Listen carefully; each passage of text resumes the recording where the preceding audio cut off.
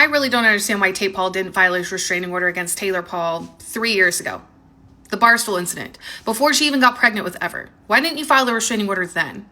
Why didn't you file the restraining order when you found out she was pregnant with Ever and pregnant by the man from that incident, when they lived together? At no point did you file the restraining order then. And my ex actually did this same thing.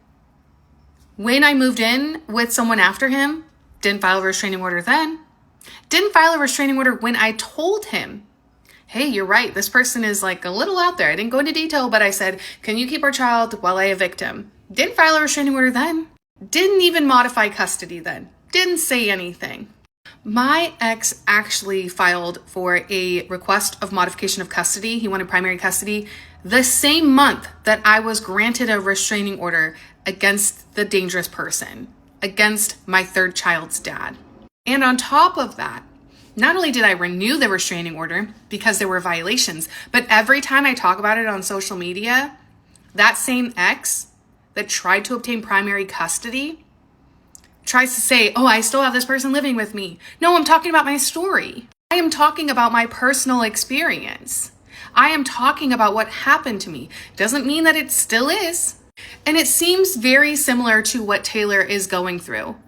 That when she is vocal about what she experienced, when she actually does file a restraining order, when she does realize, hey, maybe I need help beyond what I am getting now. Maybe I do need to go to this facility. Maybe I do need to talk to this professional. Then he files a restraining order. Then he does something in court. I don't believe that these are people that actually care about the mothers of their kids. I don't think that these are people who are actually protecting their kids.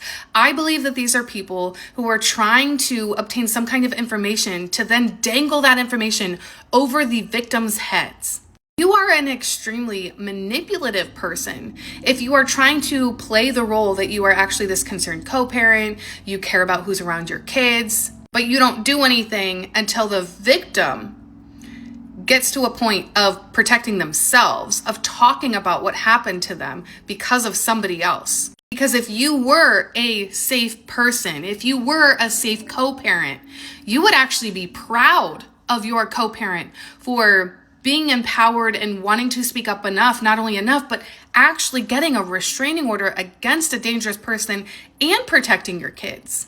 And I honestly don't know which is more disturbing, that these people pretend to be safe and concerned people, or that other women actually believe this and they run and marry these kinds of men. And they use that marriage as a cover up. Oh, well, I'm married and they're not, or I have a stable relationship and they don't.